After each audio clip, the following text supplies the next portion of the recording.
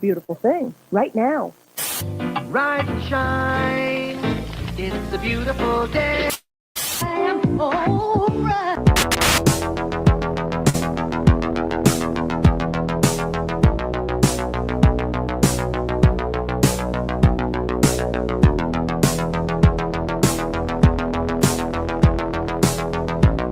About a third of the building has been blown away.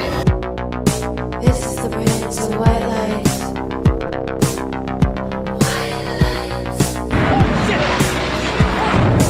Our very freedom came under attack in a series of deliberate and deadly terrorist acts. And at that point, we were taken for another round of questioning, this time related to our allegedly being members of Mossad.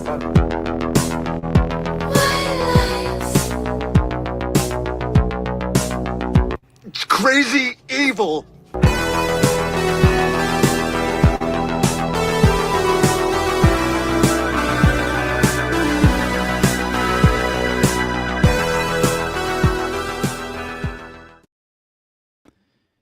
Man, oh man, does that intro fucking slap or what? Big props to Laney. Pleasure being with you guys today. Welcome to the No Way Jose podcast. This is The Morning Dump. And I'm your host, Jose Galison. I am late in more ways than one today. I was late insofar as, obviously, we kind of set a standard. I'm saying the summer hours are roughly 11 a.m. Eastern time. But I did tell you guys yesterday. I told you on Already Dad. I don't think I told you in the morning. So maybe I didn't give you fair warning that I would be late today. But then I was extra late because it's like 12:39 where I'm at right now. So I started 8-ish minutes later. So my bad. But yeah, there was literally as I was getting ready to start, it's just kind of a pretty big news dropped, and this kind of relates to a lot of the gay drama we talked about lately. It's frankly kind of vindicating in a sad way, and I just kind of had to, take a moment to, almost process it before I came in and, acted in any sort of way. I would be like, man, I know this is something to sit on and think on a little bit first. Also I've just kind of had some time to think a little bit about the stream I did yesterday. And just kind of like, a lot of the stuff I said about, Raven and things like that. And I've just kind of really just been thinking about it and just kind of came to, a little bit of a conclusion that I meant literally every fucking thing I meant. And if anything, I went soft. So, yeah, if anyone's upset about that, I still don't fucking care.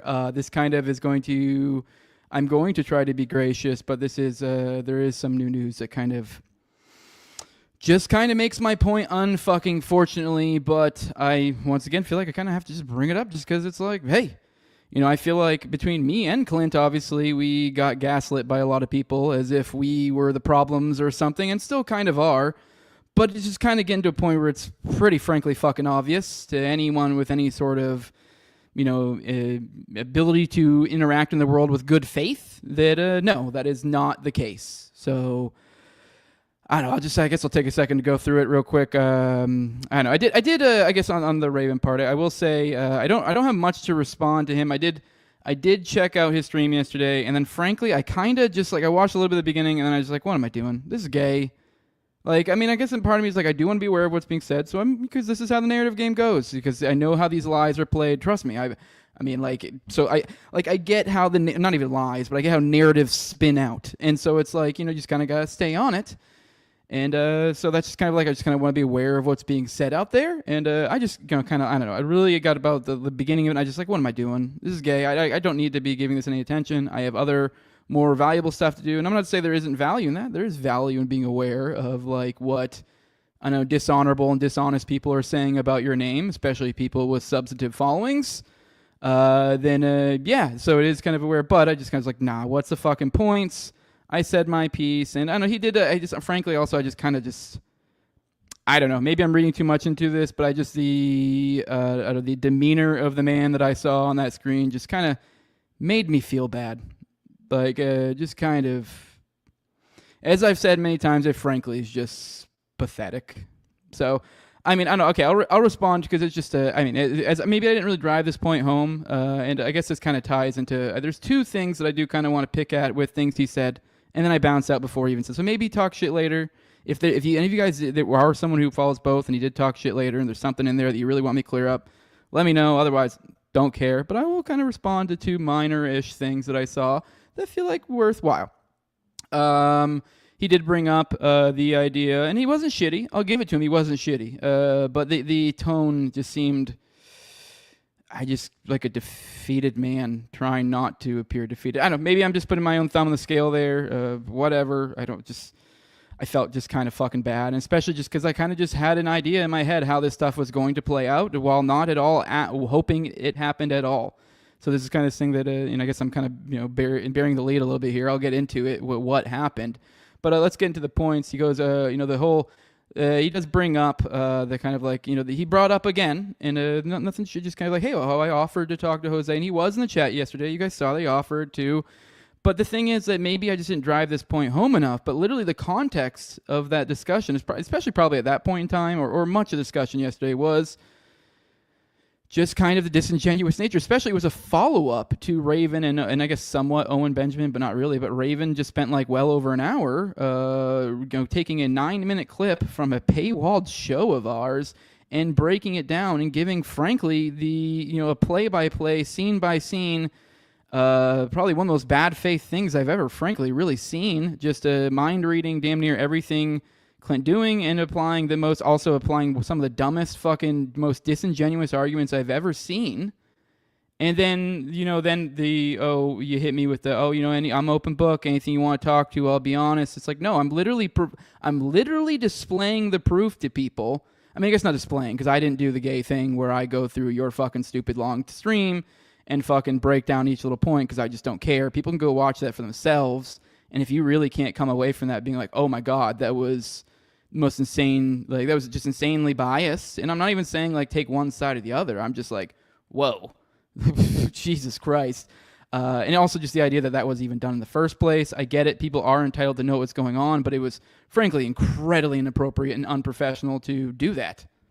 Like that was, I get it. That was, somewhat, open because it was a paywalled thing, but it was like 30 people had seen it. There was a minor disagreement among friends, and like a paywalled amount of people knew about that. So yeah. Anyways, the point being is like, yeah, you hit me with this, talk with me. I have nothing to talk with you about. I've seen everything I've needed to see. I get maybe I'm going a lot harder than maybe you guys think I should be going, but I've also seen stuff behind the scenes, and I'm frankly just very, very, very unimpressed and just disgusted. And I mean it. Everything I said yesterday, I mean, these weren't, I mean, I guess it was somewhat a little bit of, anger. I mean, it was frustrated, but it was things I had been sitting on and like, yep. So it is what it is. But and then the second one was I got the appearance of perception management going on, kind of like oh man, it looks like he was getting killed in the chat. Now you guys tell me, because I'm assuming today, I haven't really poked in the chat too much today, but I assume today's probably more my audience. Let's be real. There was probably a hate watching component to yesterday, but you guys tell me, was it really that shitty? I mean, I'll be honest, I was bringing up a lot of the shitty chats, but that was because I was like, I'm going to address the points. I mean, if you're going, I agree with you, it's kind of, if anything, it's kind of masturbatory if I'm bringing up your chat.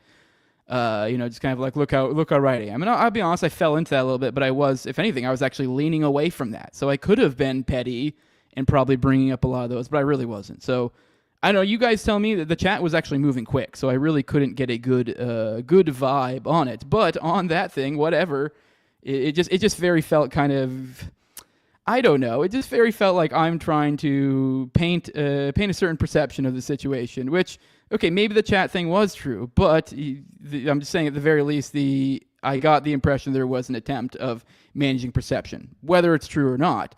At least in that specific regard. But I can tell you, just from judging from you guys' response, the subscribers, comments, DMs I've gotten in the past, like 24 hours, I'm not crazy. I mean, I don't know, this is kind of the big thing through this whole situation. I felt a little bit fucking, a little bit like gaslit, I get. Just like, am I the crazy one here? Because this seems insane. And the idea that I should have to put up with this as an adult male is fucking absurd to me. So yeah, I mean, I don't know. I mean, I guess, I'm once again bearing the lead. We'll get into, maybe I'm kind of, why I'm saying Toad's out of Bro Grove. I don't know the specifics. I will talk to him. Let's actually share a screen here, and I'll show you what we're talking about here. Let me see. This is top right here. It says, well, it's been rough. Toad is no longer attending Bohemian Grove. He's extremely down about what happened with Clint. Toad is a good dude that's going through a lot of shit right now. Please give him words of encouragement. We love Toad at Learn to Toad. And you know what? Good for them. I'm glad they're handling this like adults. So hopefully this is the end of it. So yeah, I don't know. It just kind of, it is what it is. I mean, I'm sorry. Obviously I don't know the specifics here, so I don't know if Toad took a stand. I don't know what was said, but yeah, I'm gonna go ahead and assume too, based on I guess personal conversations I have with Toad, he's probably going to PorkFest. For those of you out there that are interested in PorkFest, or we're up in the air or whatever, if you likely will be able to run into Toad there. So because I believe the events were at the same time, I think. So just saying, I think you'll be able to catch him at PorkFest. I do agree with this sentiment. I love Toad. Everyone follow Toad, support Toad, because it is like, I mean, Toad did. I mean, I've said many times I feel bad about the situation with Toad here. So, yeah. I mean, and I want it to be noted too, because I feel gross even bringing up the Toad thing, but the only reason it's brought up is because it's been brought up. The idea of the situation, Toad's personal situation with the nigga Heil Hitler shit and all that, and but yeah, it was in that fucking incredibly unprofessional, fucking disingenuous stream performed by Raven. That was evoked in there. Toad was evoked. The idea of like, how dare you do this type deal? Like, Toad, look at, you fucked Toad. No, you guys fucked Toad. And even still, even now, I'll even say even now, I mean, there's no redemption for Raven. I have no reason to even need to give him redemption. I mean, fuck him. I mean, it's not like me and him have any sort of business relationship whatsoever anyway, so I don't really care. Like, I don't know, he more was like a periphery. He would show up sometimes at Tower Gang. I mean, I always had, pleasant interactions with him before, but it's just like, as I've said, just kind of like once you see what a man is, you're kind of like, oh. So it's like, I don't know, there's no reason to even want to care to rehab anything with him. But now at top, I 100% would. I've said before, I still would. So, I mean, I still would be willing to. So yeah, I mean, hell, it's funny. I was actually talking with some of the paid Tower Gang people, which I do want to, for those, any of you guys watching, I'm very thankful for you guys. I'm glad you follow the show. I know a lot of you guys think I didn't contribute a lot to it, and a lot of times I frankly didn't, but it was, the role it kind of filled with me was just kind of this weekly hang with the boys, and I think that's how a lot of us felt about it, and like, yeah, we did want to put time into it and do stuff, but like, I mean, also didn't want all this, But so yeah, I do want to just give a thank you to you. I mean, I know someone literally mentioned, I'm not going to say who, they said, would you rather make men's with Clint and Jose or keep being retarded faggots and lose half of your subscribers? So, I don't know. I said, because that's kind of the realm, everyone's kind of like, when you squash stuff. I don't even really care if they squash it, just kind of like, I don't know, fucking have a tiny bit of honor. I mean, not that they're responsible for everything that Owen Benjamin does or anything stupid like that, but, I mean, come on, dude. What the fuck? But yeah, no, he said, yeah, and then I go, unfortunately, they made their decision. While I did make one, it felt like I had no choice. I simply can't work with, and then I put gestures to all that. I literally said I don't even want an apology, just a confident feeling this isn't a thing anymore. When I talked to Clint, he said the same thing, which this is true, and this was after he had already left. He still was open to working with Top. He just was unwilling to deal with this sort of behavior, because he, like I, is a self-respecting adult male. This could have been repaired or at multiple points, which, as I just mentioned, could have been repaired between me and Clint over and over and over and over again. And then I also said it could have been mitigated at multiple points, which it could have. So there could have been damage control at this at multiple points, and it could have been avoided at multiple points. This is fucking stupid. And I said, that I want nothing to do with Raven. I don't care if Top does shit with him or whatever. Just maybe be an adult and don't let your bitch gas you up into doing stupid shit in the future. And with that, I mean, I don't really have much more to say about this. You guys, I guess I'll roll through the chat. And if you guys have stuff to say about this, we'll go through with it. We'll go into it. But otherwise, we'll get into some actual content. As I said, I did kind of pick up new subscribers. I feel gross about that, to be honest. I didn't even really want to pick up new subscribers. So, I mean, I'm not saying unsubscribe. I mean, maybe listen, see if you like it, stick around, that sort of stuff. But the stuff that you caught at the ass end of that stream is more likely that's a rushed version of the normal show, because I was still a little bit flustered, and I was like, I do got to get through some topics, so I'm sorry I kind of gave you a piss poor. I did at least save the Oklahoma City stuff for today, because I was like, that deserves to get its own time and not to be rushed. So yeah, we have a few things to go through today. As always, we will start with foreign policy, but let's roll through the chat real quick. Say good morning, everyone. I see Wild Zelk on here. Tom33. He say, what now shall you on? Rise to Liberty. Yep. Gerald Hall, call me an N-word. Jesus Hendricks says, I think it's easy as a gut feeling test. I think most people recognize you seem like an honest and legit dude. Raven always give me the skeevies. It was that easy for me. I know a lot of people are doing that. I would like to, and I feel like I usually am a good reader person, but frankly, I didn't. I don't know. Maybe I did and I squashed it, or what? Maybe it was like this like inner voice. It was like, no, that's just you being some sort of like jealous friend of someone with a new friend or something. But like, I can't really say I really did. So maybe I just fucked up, and I like this is one of those things that like usually. Like I feel like I can spot people from 100 yards out when I'm like, oh, what a bitch. But I don't know. I think it's one of those things that he's kind of mastered the mating strategy of being flashy and kind of, that type of thing. So you kind of go, oh, God, oh, this guy really is. Oh, wow, cool guy, clearly masculine, married, works out, whatever. But then when, push comes to shove, it's a man with no honor and no spine. And worse than that, a faggoty instigator. So... Top's going to realize way too late that being hooked up with that guy was a big mistake. Used to watch Top stuff all the time and haven't in months because of that lesbian Raven. Are you guys doing this for views? Because that's next level media. I wish. I've actually gone that multiple times. I wish this was some meta fucking humor, because we have done similar stuff. Nothing to this level. So, yeah. Yeah. I don't know. Whatever. Keep going. I know. And then someone says, wow, Top Lops are crazy. Imagine that. Who could have seen that coming? And yeah, I know.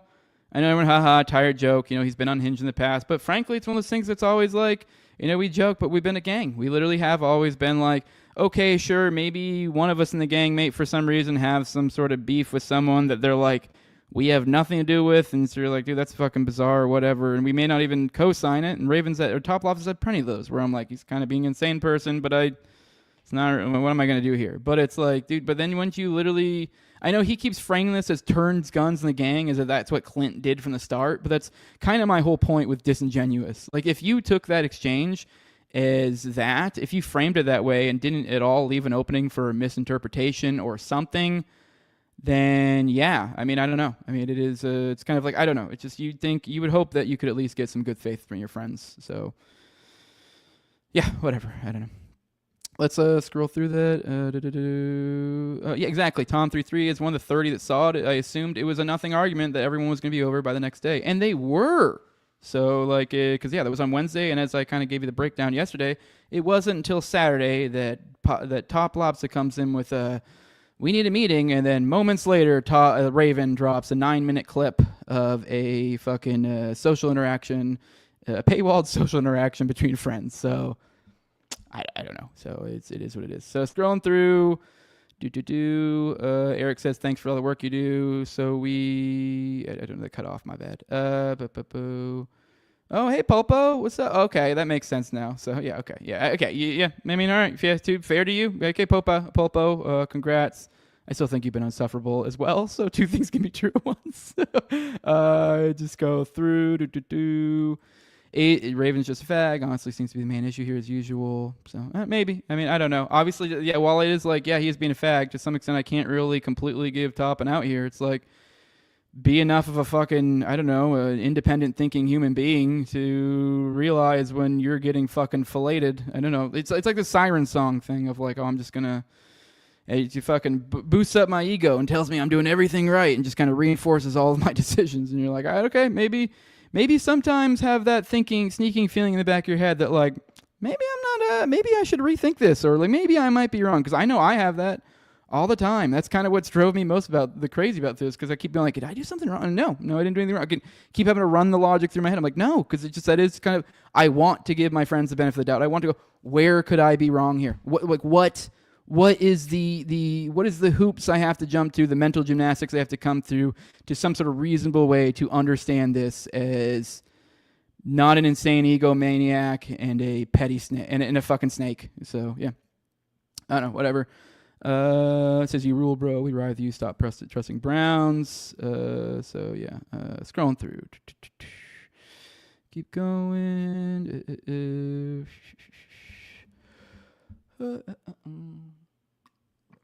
You should squash it and stop caring. Yeah, I mean, I'm kind of, so. You seem like a smart dude. Aren't you tired of the irony? This is faking gay stuff by now at this point. Now that you're free of Tower Gang, you don't gotta talk like that anymore. I don't even know what that means. So I guess maybe to be more specific, I'm Team Jose, by the way.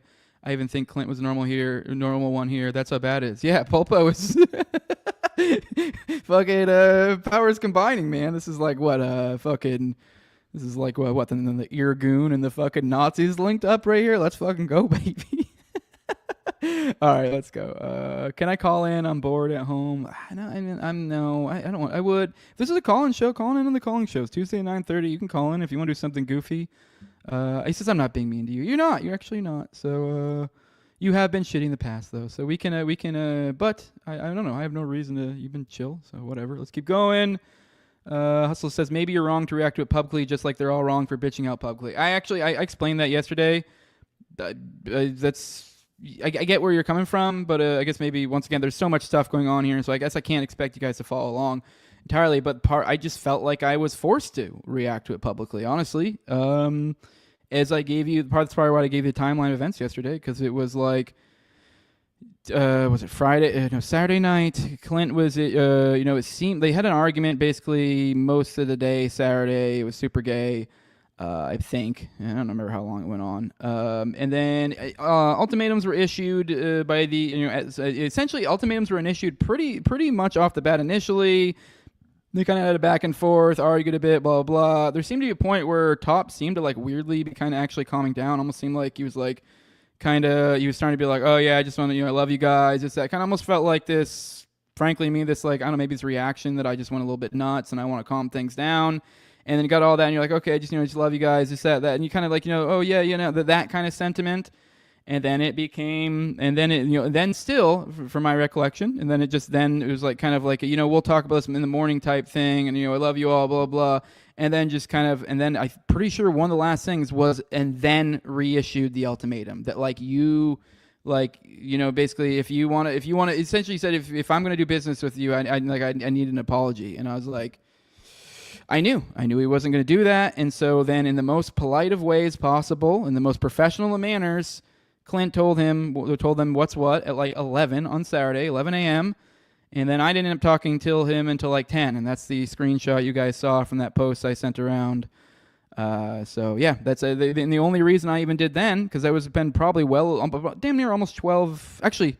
No, okay, I'm sorry. The timeline gets confusing because it's Saturday in the 11 a.m. is when he drops that. I say I'm out on Saturday night. I say it like 10-ish. I say I'm out of Tower Gang, but I tell him I'm open to doing Bro Grove if we can do this in a non-shitty way. So I'm open to doing that. And then I even did say like, yo, and like, I don't know, I'm even open to doing business with you in the future or like working with you in the future.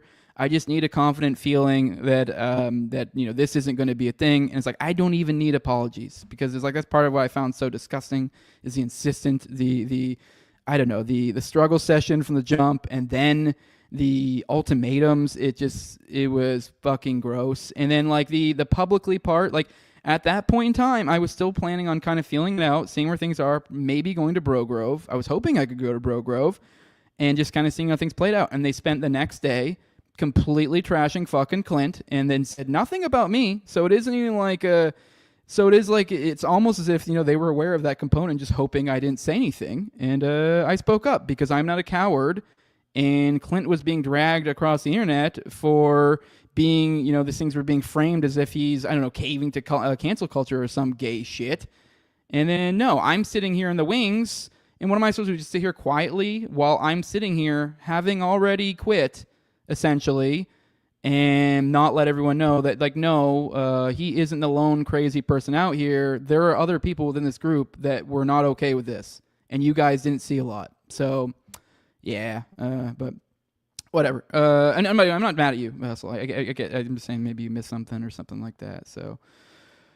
Oh, okay. Yeah, you asked if you were wrong, so I'm just saying that's the only thing I can think of. Yeah. So, that's what I do wrestle with these things. Go through in my head. I'm like, what could I have done? Like, yeah, maybe I went a little too hard. I don't know. Even with the Raven stuff, I'm like, maybe I went too hard. And then no, he's fucking scum. So I don't really care. But yeah, let's keep. So he said, you got to respond though. So yeah, and then one guy brings up and he loses his mind. Oh yeah, top post about Jewish people nonstop, and then one guy brings up and he loses his mind. Yeah, I mean. If you look back, I mean, the delivery did come off as a little harsh, but, like, that's kind of what we do. Like, we've, like, gone real fucking harsh, and then, like, then you can clearly tell you're joking later. So it's, like, the idea that you wouldn't have taken that and at least, tried to filter that through jest, the idea that, like, you would assert that was not it's just insane, whatever. But yeah, let's keep going. All right, whatever. I need to get past this because I've already spent way more time on this than I want, but I'm just kind of responding to the chat. So, okay, let's move on. So let's get into some Jew stuff, ironically. So let's start with, one second, stupid fucking StreamYard being gay. Here we go. Yeah, so Israel media. Trump told Netanyahu to permanently end war in Gaza. Now, put a big ol' X for doubt on this one, because I very much doubt it, for sure. But this is something being reported about, so may as well report it. And boy, oh boy, this would be a good one. This is from Dave DeCamp, as they usually are when we pull them from antiwar.com. If you're not following him and his show, you're a silly goose. So this is, it goes into Israeli media is reporting that Trump told Israeli Prime Minister Benjamin Netanyahu in a phone call on Monday that he must permanently end the war in the Gaza Strip. According to the Times of Israel, which cite reports from 2 Israeli TV stations, Trump told Netanyahu that a deal that's been on the table for a temporary 6-day truce wouldn't suffice. I don't know, chat. You guys tell me, what do you think? Does this seem legit to you? I mean, I don't know. That's what I've been doing. I feel like for the past couple of months is it's ongoing tit for tat between the Trump administration and the Netanyahu administration of where is this relationship? And I still don't know. When I see things like this, I have no idea. A source told the Israeli newspaper Retz that Trump told the Israeli leader that the onslaught in Gaza should come to an end. The sooner, the better. But none of the reports indicated that Trump is willing to leverage military aid and threaten to cut it off, which would force Israel to end its genocidal slaughter. So there you go. Then it comes to the end that him telling you need to end it means nothing. So until they're actually leveraging military aid... But I don't know. I guess I started, do you guys believe this? And then I had, once again, we react to these things together because I hadn't read this entirely yet. It's like, oh, okay. Ooh, he's talking tough. And then you get to, it's still unwilling to leverage military aid. So it's still pointless, frankly. I mean, I don't even know if I necessarily even would count this as being like a good thing of like, that rhetoric is out there. Because frankly, that rhetoric kind of already has been out there. And I don't know if anyone's really buying this. So... I don't know if this is just a ruse to cover up that, whatever, they're cool with it, to kind of keep buying time. Man, oh man. Yeah. All right. Let's go into the chat now. See what you guys have to get. Yeah, somebody says Team Jose. Now let's move on. 100%. The more you talk about it, the gayer you get. I agree. Yeah, Top has never been extremely harsh to Toad before. Yeah. Which, frankly, I've done too. But, who's not doing this is Toad. So, yeah. Good for Toad. Demanding apology for someone making a joke is insane, especially on Tower Gang. Toppa's gone way harder on other members. Exactly. Yeah, I mean, this is like the hypocrisy of it all, too. It's just insane. Like, he is the most unhinged of all of us. Like, that's just undeniable. So it's like you've said way more wild shit to each and every single one of us. And it's like, what? Because you do all the shit. All right, whatever. I'm done. All right, actually, this is, I guess, is a great place to talk shit, because who the fuck's gonna wade through my foreign policy talk? Whatever. No, I'm not gonna use I'm not gonna use the Gaza war as an opportunity to get shit off my chest, unless it's about Jews, and then I'll do that for sure. Let's go into the next one here. This is Mike Huckabee. U.S. no longer pursuing goal of Palestinian state. You guys know this? That we were actually pursuing a Palestinian state at one point? Isn't that crazy? This is Dave DeCamp again. It says Mike Huckabee, the U.S. ambassador to Israel, told Bloomberg in an interview published on Tuesday that he believes the U.S. is no longer pursuing the goal of an independent Palestinian state.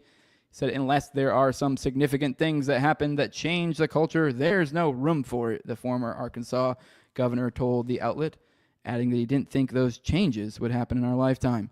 When asked if the U.S. was still pursuing the goal of a Palestinian state, he said, I don't think so. So while the U.S. has been working against the Palestinians for decades by continuing to back Israel as it expands illegal settlements in the Israeli-occupied West Bank, Huckabee's comments mark one of the most explicit denials of the goal of a Palestinian state from a top U.S. official. So, I mean, that is my understanding, that I guess that is the game, that officially they always play this, we call for because it comes down to international laws, international rules, I guess both work, whatever. But this is when it comes down to like the international laws, that it's illegal to do that, because that's the thing. It's been determined, I think, multiple times that like all of these settlements and the different expansions, like I don't know when they were determined, like how we had the 1948, obviously the initial Nakba, where they kind of really put their sinkers in. And then from there, I mean, I don't know if that was ever determined that, that was legal or whatever. Maybe that was, but I think that was at a point where they didn't really even had those rules. And because I think it was like right at I'm really bad with dates, but I think the timing's like basically right at the end of World War II is kind of when that big, 48, right? That's like right at the end of World War II. So I think it was, the timing was like kind of end of Holocaust type deal. Well, I forget what my point even was with that. Oh, just the idea of the idea of international laws. Because I believe most of those did come out either out of World War I or World War II. A lot of you guys in the chat probably actually might know this lore better than I do. So I'm just trying to think it through of like all the different international laws, and but point being is then you go from 1948 to 1967. Those different borders, those also I believe got determined to be fucking. They may have been determined to be unlawful, although that's gone back and forth. And even then, I think they then later expanded, and that's kind of like we're at this point now where we're always pushing to go back to 67 borders. We're not even pushing back to go back to 48 borders, because that's how this came. Like it is crazy that we're literally like multiple borders past, and they always act like, oh, you guys are just crazy, and you're like, and they've been saying this is illegal the entire time as they're still just kind of seeping into that fucking area. So it's just wild. It just kind of how this plays out. This we have this country that's clearly in the bag for Israel, and then acting like, oh, but we want a Palestinian state. I mean, it's kind of like when Raven starts an hour-long stream, acting as if he's going to in any way, present this in any sort of good faith way, like a man with any sort of self-respect. So I promise I wouldn't do it, but I did it again. Yeah. Okay. So scrolling through. All right. We'll get to that, and we're done with that. We'll get on to the OKC stuff in a second, and I want to take a moment to roll through the chat. I'm gonna go at this pace today. I just need a breather. I think we might do more videos today. It might be a little bit shorter one. This is gonna be like the vibe of today's show is more like a substitute or the teacher I've been drinking the night before. We're gonna take it easy. We're taking it easy. There's only 2 foreign policy ones today. So, but yeah, we're going back to the chat, and then we'll get into the OKC stuff. What was the Jew joke? It says Stody Ma. I think it was something like he just said, you talked to him, with anti-Semitism dripping from you or something. The way he said it was, I feel like pretty obviously like an attempt at a joke. Even if you are to say it wasn't a joke, I feel like you have to at least admit it was delivered in a way as a joke, and then you have to go, no, but I'm thinking he meant it. And then you're like, okay, well, then you're just kind of like choosing to read his mind. So, okay. So, yeah, it's just stupid. It was a stupid one. So, I don't know. We've all made teases each other for that. So, and they said, wow, dude, you're just going to leave us fucking hanging on the punch? On the punch? What are you talking about on the punch? On Jesus. Maybe specify. Oh, you're saying you guys want more drama. Is that what you're saying? Oh, okay, I see. Saying that. Okay. You guys, no drama. We're staying away from the drama. We're chilling the drama. Let's get into some actual substance. Let's talk about the Oklahoma City bombing. Some new news in that realm. So 30-year cover-up, newly unearthed records confirm FBI lied about OKC bomb footage from the homie Ken Silva. Great guy. I don't have these problems with him. I never had these problems. I guess I don't do business with him, but great guy. So yeah, let's get into this. This is, I believe, from some stuff that essentially Richard unearthed. So big props to Richard for that. Let's get into it. Give me a second. Let me get a sip. There was a lot of news last week about the FBI suppressing evidence. Senator Chuck Grassley alleged Thursday that the Bureau has a prohibited access label to hide damning documents, while Director Kash Patel has widely criticized a day later for his dubious claims that the FBI doesn't have footage of sex trafficker Jeffrey Epstein's associates abusing girls. To top it off, an attorney suing the FBI in federal court filed a motion Friday afternoon accusing the Bureau of lying about footage in another scandalous case, the Oklahoma City bombing, which remains the deadliest domestic terrorism attack in American history. The late Friday motion comes from Utah attorney Jesse Trendu, who's been suing the FBI for records on the OKC bombing for decades. Trendu sent his motion that a researcher he works with recently uncovered previously hidden FBI records about the bombing. Those records, unearthed by OKC bomb researcher Richard Booth, show that an agent falsely testified in court the Bureau didn't have surveillance footage of OKC bomber Timothy McVeigh and his mystery accomplice John Doe 2. Hell yeah, so we're showing now the FBI lying on the stand. Let's go to this tweet that's shared by Ken. It says, new after over a decade, we got a development in Jesse Trendu's lawsuit for OKC bomb surveillance footage. At Trendu's FOIA trial in 2014, an FBI agent testified there was no video surveillance from an apartment complex that was near the Murrah building. However, weeks ago, OKC Facts, that's OKC_Facts, that's Richard's handle, for those who want to follow him, found previous records showing the FBI gave false testimony. Now Trendu is asking to have the case reopened. So this is the request right here. It says Terry Nichols was convicted and sentenced to life in prison for his role in the Oklahoma City bombing. Plaintiff obtained from Nichols the FBI case file that the Department of Justice gave to Nichols' defense team. Plaintiff provided Richard Booth, a recognized expert in the Oklahoma City bombing, with 15 DVD-ROM computer disks containing Nichols' case file. Those disks held more than 1.5 million pages of heretofore never publicly disclosed FBI records relating to the Oklahoma City bombing. Plaintiff retained Booth to search those records for evidence of the surveillance camera videotapes and documents that are the subject of this FOIA litigation. Booth did a text-based search of those FBI records and discovered therein 4 documents proving that the Bureau is in possession of videotapes from security cameras at the Regency Towers apartments, which the key point of that is it's kind of known amongst us OKC bombing researchers. That's kind of was like the peak location of the videotapes, from my understanding. This is why this one comes up a lot. That show the destruction of the Murrah Federal Building and Timothy McVeigh actually arming the truck bomb at approximately 8:57 a.m. on the morning of August 19th, 1995, when the Ryder truck that was carrying the bomb was parked in front of the RTA. More importantly, these same RTA videotapes would show John Doe 2, the accomplice that 24 witnesses have said was in the truck with McVeigh that morning, but who the FBI insists never existed. All right. Plaintiff's FOIA request. So it just goes into the plaintiff submitted FOIA request, blah, blah, blah. I think the second one, I don't think there's anything we really need to look at in the second one. One second, let me open that up again. The next part is, I think, the stuff they're requesting. Motion and relief requesting. They moved for the court to reopen the case and receive into evidence the 4 documents discovered by Booth. Plaintiff also moves the court for an order requiring the FBI to plaintiff unedited copies of all RTA security camera videotapes taken the morning of April 1995, plus unredacted copies of all related documents, by requesting the court to order the FBI to produce the RTA videotapes and related documents. Plaintiff is not waiving his right to receive the videotapes and related documents from security cameras on the other building identified in his FOIA request. The court has broad discretion to reopen a case to accept additional evidence, and that decision will not be overturned on appeal absent an abuse of discretion in deciding blah, blah, blah, blah, blah. All right, from my understanding, I guess we're going to go back and probably read the rest of the article in a second, but I think what I'm picking up here so far is I think Booth pulled off some crazy shit here.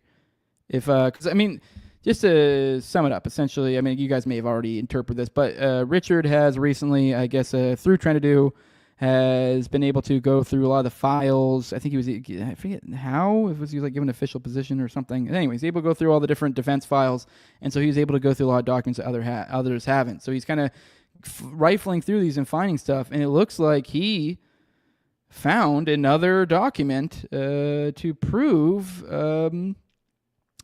that they were lying, that they lied on the stand about some stuff. So, I mean, we'll get into that some more. And the key thing here is because it seems like, I mean, I'm no lawyer. If Tyler, if you're in the chat, pipe up, Richard, whatever. But the impression I'm getting here is this should allow them to I don't know if maybe it would reopen the same current FOIA ongoing request or open a new one or exactly, I don't know, whatever. But either way, the point being is like somehow go back into that again. They do the FOIA for that with proof, because that's kind of what he's done. Over the years, over the decades, he's found proof of, here's proof they lied or this or that, or he may, and usually he'll like make a request first, and then they'll be like, no, we ain't got that, and they go, yeah, you do, and then he'll show a document that proves they do, and they go, fuck, and then and then it's kind of this like ongoing game over and over again. They give him a little bit or something, but either way, you get to kind of almost maybe get a couple of other short and hairies, maybe get him at least a little on the run. And so, like, just kind of, if you get them in a court situation again, at least you're forcing them into an uncomfortable situation at the very least.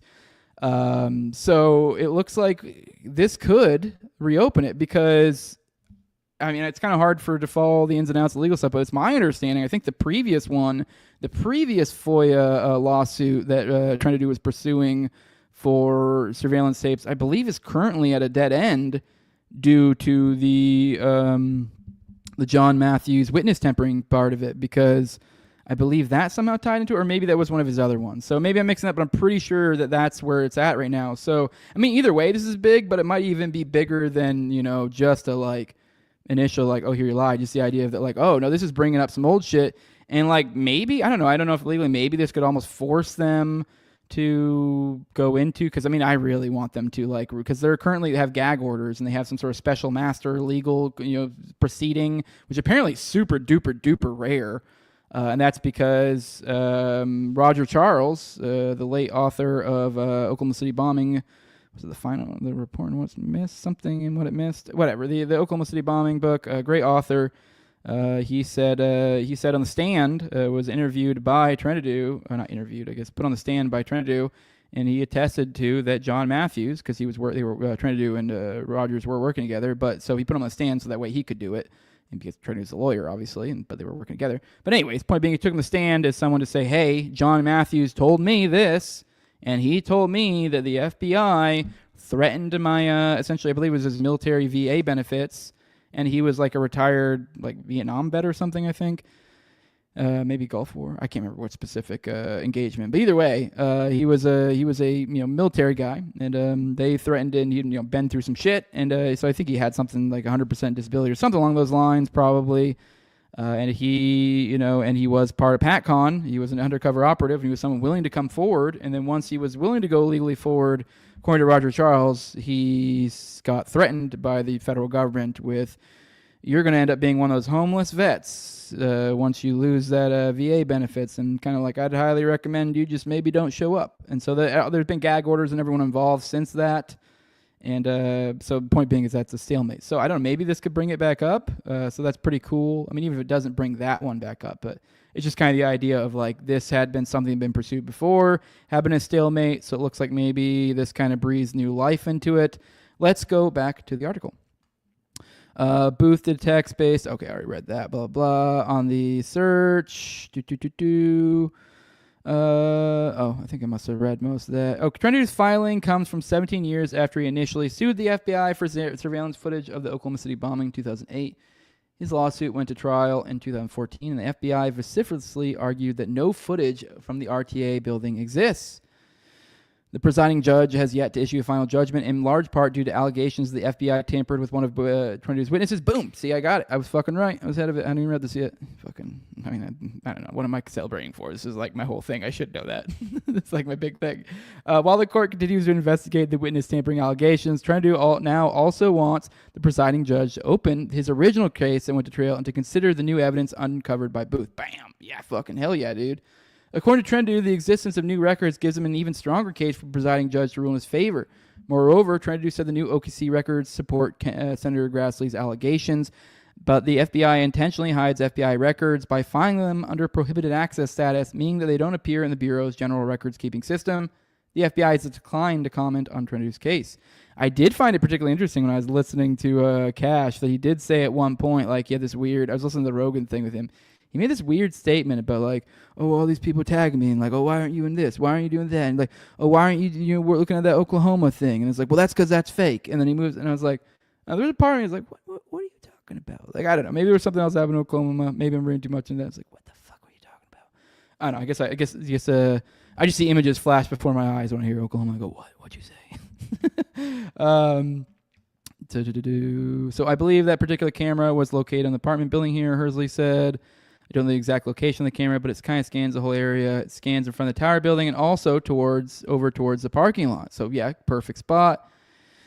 But when Trendu sued for the footage nearly 20 years later, Hersley suddenly changed his tune. He said at Trendu's 2014 trial, he testified that he was mistaken at the 95 testimony that the RTA camera he described didn't exist. Instead, he testified he had only seen pictures from an ATM machine's camera that was inside the Regency Tower's apartments. At the time, Trendu expressed skepticism over Hersley's contradictory testimony. The testimony about this videotape given by Mr. Hersley 20 years ago, just after the bombing conflicts, was the testimony that he gave at this trial, Trendu said in a December 2014 proposed findings of facts, which he filed after the trial concluded. The testimony given by Mr. Hersley at the April 95 preliminary hearing is the more credible. Fast forward another 10 plus years, OKC bombing researcher Booth has apparently proven that Trendu is correct. In a sworn declaration accompanying his motion, he said he was tasked to search. He said he found records about the footage.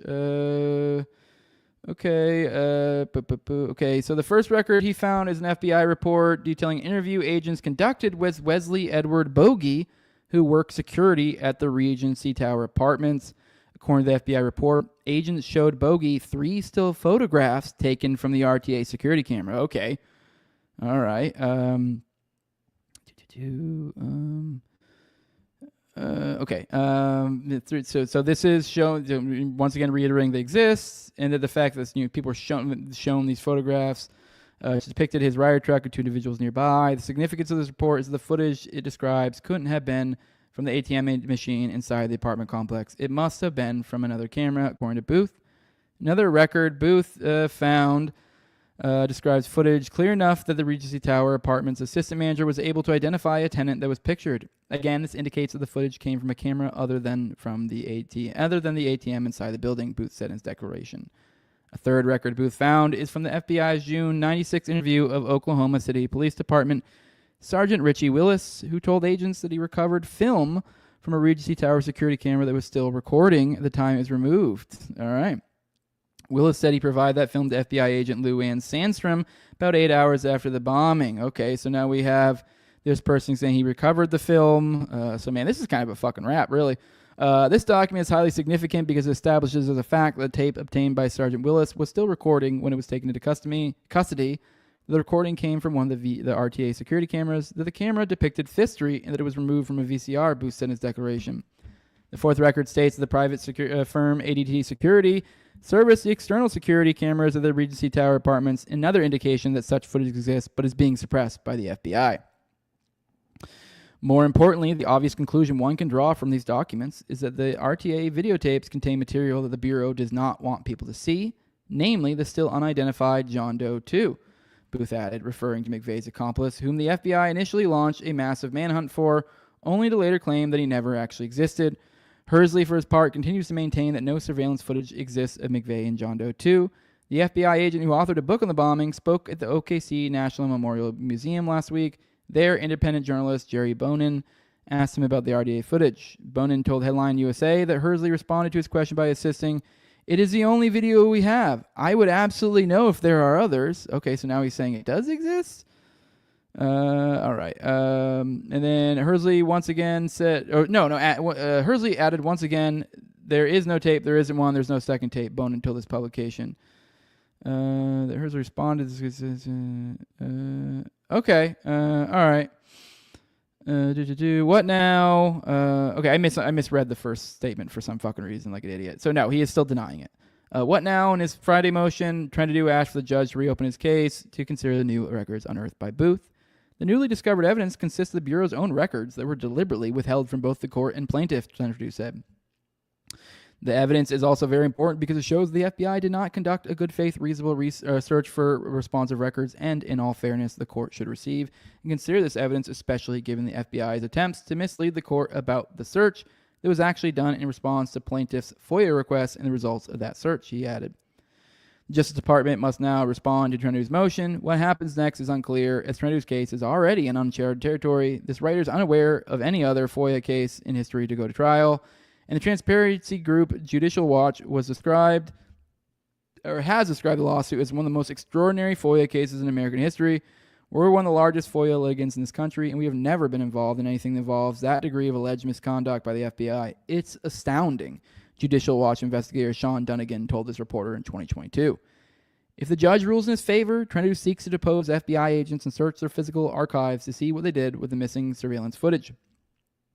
But the FBI has said in court briefings that the court does not have the power to let Trendu do that, suggesting that the Bureau would appeal any judgment against it.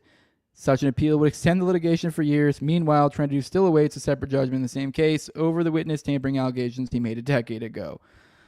So, I don't know. At the very least, I hope we can get this reopened. Now, am I ever hopeful we're ever going to get a tape? No, not particularly. So, but, or maybe we could get a tape much like we're going to get these Epstein tapes or something stupid like that. We could get something like that, whatever the fuck that ends up being. So, yeah. All right, let's pop in the chat, see what you guys have to say. And then, say cool. Hell yeah. I see Richard in the chat too. So I'm just popping in, so I'll be able to cover some of the stuff he has to say about it. So let's roll through. Let's see. Lost my spot in the chat. Give me a second. Find out where I was. Yeah, Rise to Liberty says, I do find it kind of ironic. An offensive comedy podcast where you guys have said the most horrible shit to each other was brought down by the most innocent comment ever. Yeah, exactly. Yeah, it was super gay. Honestly, TJ is great. Love all around. But undermine Jose's more serious content. So sad, but maybe good outcome. I wouldn't say undermined it. Maybe it took energy away from it. I don't think it undermined it. If anything, I think it reinforced the position that I'm not some faggot. So, I don't know. I've been pushed before about, I don't know, you say offensive stuff or this or that. When you kind of have, I literally have an offensive comedy show. It's kind of okay, then you kind of can't, it's you can't hide from what the fuck you're dealing with. So, you want to deal with a guy who says no stuff, that's me. So, not that it's anything I guess I necessarily take pride on, but it's just kind of, a mechanism for filtering kind of deal. I don't know. I'm here for good people, basically, so... At least it's not fake drama you get with other channels farming engagement, I guess. I don't know. I wish it was fake. So, scrolling through, seeing what all you guys have to say. Yeah, I see there, Hustle Bones. I almost brought this up. He says, I don't know, man. Ever since I learned that some cat lady has sole access to docs, I lost hope of transparency or accountability. Exactly.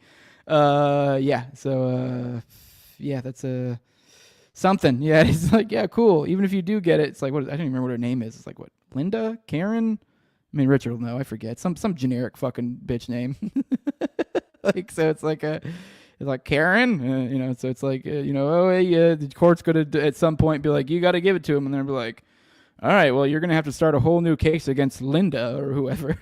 So here's Richard saying, meanwhile, I found 3 to 4 more of their documents, surveillance tapes. We'll file those soon too, likely. Hell yeah, dude.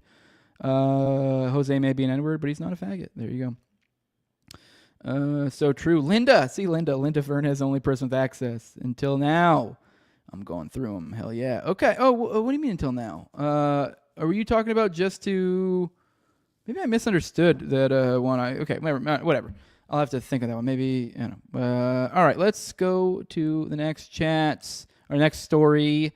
Let's get into the weird creeper that is Jared Leto and the weird cult that he's made. I guess there's been some allegations. Let's be real. We all kind of knew this guy was doing some weird shit. If you're even slightly aware of this guy's backstory, I do find it a little odd. I know I've watched this video once that really went to this Rogan and him caping for him, which I don't know. I may come back to benefit of the doubt. Maybe just give him the benefit of the doubt. Maybe he was giving Leto the benefit of the doubt, but I don't know. Maybe he just met him, he's a really nice guy, but I've seen a lot of weird stuff when it comes to Leto. I think he has his own island or some crazy shit. But here we go. This is from Pop Crave. Jared Leto has been accused of sexual misconduct by 9 women. Some of the women say they started talking to the actor when they were underage. Surprise, surprise, surprise. It's just kind of funny. Someone shared the screenshot. No idea if it's true or not, so bear in mind. But here's from Dylan Sprouse, which if you guys remember, that was one of those child actor guys. I forget what he was from. Like Zach and Cody or something, or no, I don't know. I think he had like a twin. I think, right? Dylan Sprouse. Maybe I'm wrong. Whatever. He's some kid star. And he said, "Yo, Jared Leto. Now that you've slid into the DMs of every female model age 18 to 25, what would you say your success rate is?" Which, like, I don't know, it's pretty dope. Pretty funny little call out. Like, you fucking weirdo. I don't know. I mean, it's kind of. I don't know. I guess I had this kind of rant when we were talking about Teal before, but this is kind of, frankly, the same thing. Like, I don't know how old this guy is, but, like, if they're saying, yeah, he is, like, hitting up all these 18 to 25, whatever, I mean, it's like, I know, well, as I've said before, you know, like with the Teal thing, you know, with him, like, liking young boy hole, it's like, whatever, man. I mean, like, that's legal, but when you're, like, I know, there is a certain point where you get, like, a certain age, and you're like, whoa, dude. Like, I don't know, I like maybe if we're talking somewhere like mid-20s, so like the 25, okay, there's a lot of people who are really, you know, you could be like probably 50 years old, and maybe you're a little bit immature, and you could have a 25-year-old, and she might be a little mature, and you guys make a great couple. I mean, I think it says a lot of, I mean, actually, I don't even know if it says a lot. I think maybe you get to like a certain age, and it's just kind of like, but I just feel like 18, you're still basically kind of a kid. I mean, legally, no. But so my point being is if you're like 35, 40, 45, 50, and you're flirting with 18-year-olds, 19-year-olds, 20-year-olds, 21-year-olds, even like 22-year-olds, maybe like after that, maybe after that, you know, like, okay, not so bad. It's like there's something weird. And so if it's like it's a scene thing that literally people are like, yeah, this guy, that's his thing. He goes for these young models. So I mean, whatever. Whatever. I guess he has a type, but I don't know. I find it weird. I find it weird. Maybe I'm old timey like that. I don't know. Maybe it's just because I had kids so young, and maybe I'm just so like that's where I'm at. I'm just like that's weird, dude. But let's I guess representative for Jared Leto has denied all allegations. So let's look at this. See what he has to say for himself. This weird dude. So it's the cult of Leto. Oh, of course, this is a scribe. Well, we'll read a little bit ago. If you guys want to pay this lady, Eleanor Cleverino, I probably should have checked this before. It says 6 years ago this summer, Jared Leto's followers descended on Mars Island, private resort off the coast of Croatia for 3 days. Fans, many of them young women, some of them paying more than $6,499 to be there, meditated, chanted, and lounged barefoot in kaftans alongside Leto, who in addition to starring in American Psycho, Fight Club, House of Gucci, and Blade Runner 2049, is the frontman of 30 Seconds to Mars. The band called it a spiritual retreat. The French magazine L'Officiel called it something else, the cult of Jared Leto. Photos show him dressed in white robes and reflective sunglasses, leading silent processions through pine forests, his signature long hair flowing in the breeze, or blowing. In one image, he stands on a cliff with his arms raised. Dozens of fans below him mimicking the pose. Yes, this is a cult, reads one of the band's tweets. #Mars Island. All right. And that's where that one ends. So, I mean, that does kind of get you to where you're going there. For those that watch the show, don't listen, here is some of those photos they were referring to. This here is, So, yeah, this person says they believe it 100%. Look at this. Now, look at, just scroll through the physiognomy of these people here. I mean, it's mostly broads. It's kind of almost funny when you see the random onesie-twosie dudes. They are just they are hilarious. This is every single one of these is like what the inner person of Raven looks like to me. But cloaked in a homo. But it is it's just funny. These guys, look at these broads. Like, they just look like the type of desperate bitches that would be like, I'm gonna go spend $6,500 to go hang out with Jared Leto. And look at this one. Is that a dude? Like, look at this guy. Look at this guy. I mean, I know it's grainy because I'm like zooming in, but like, look at this dude over here with a Marvel shirt. I mean, don't get me wrong, I have some Marvel shirts, but come on, dude, come on. I wanted to see if I could make it. The guys are the funniest. Like, if you look through these pictures, I think that might be all. I don't know, I can't make out. But all right, that's enough of that. I know I got a kick out of it when I looked through the first time, but I mean, well, it derives from the point of what the fuck is going on here. I mean, you see them look like they're having some sort of mass baptism, just hanging out by the water. Weird stuff. So if you're going to go check it out, there's that article. Let's pop back in the chat, see what you guys have to say. All right. Scrolling through. Believe all women. So exactly what is Jesse up to now as far as all this is concerned? Well, I think he's the one doing all the legal stuff. This is Rise to Liberty, by the way. So is 30-minute drama talk the buffer? I don't know what you mean. Buffering what? Scrolling through. It should also be noted that he was very adamant to purchase it. Oh, I forgot about that. Good call. Yeah, that's right. Usually whenever I do talk shit about Leto, I go, oh, yeah. And don't forget, this dude is, what's the name of it? God, why can't I think of it? I'm really fucking pissing me off. I can't think of the place right now because it's like, it's really bugging me. The weird Laurel Canyon. Like, he got the Laurel Canyon mansion, I believe. The one, like the famous one, the one that like most people think of. Like, he got that one. So yeah, let's scroll through the chat some more. So I met Jared Leto one time. He didn't seem quite like that, although he was odd. He was incredibly nice as well. I don't know. Who knows? I probably grew up in some CIA cult, says Dendritic. Probably. He was always a friendly weirdo, says Hustle Bones. Scrolling through. Immature women turn me off. They look nice, though. I mean, I get that. Yeah, there's a lot of like younger women. Like, I remember when I was in the military, before I was even married, like really early, there was this one girl when I was in tech school, and I was like, man, it had been a while. Like, I mean, anyone in the military know it had been a while, and she was thick as fuck, dog, and she was dumb, and like, let's be real, and like, you know, you look at her and you're like, yeah, I could probably charm her, she's really stupid, I could easily manipulate this broad, and I could get some poon. And just like, I remember there were a couple of times I tried to talk to her. And like, we were probably about the same age. And I was just like, this bitch is so fucking stupid. And I just couldn't do it. It was even those things where I'm like, I don't even think I could like get drunk and talk to this broad. Like, I was just like, nope. So yeah, I get that. So that's kind of my like, whatever I think of like what it would be like now. Like, say me 34 years old. Let's say my wife dies in a violent accident or something. And like, you know, a year from now, I, you know, move on and start dating and I'm 35 years old.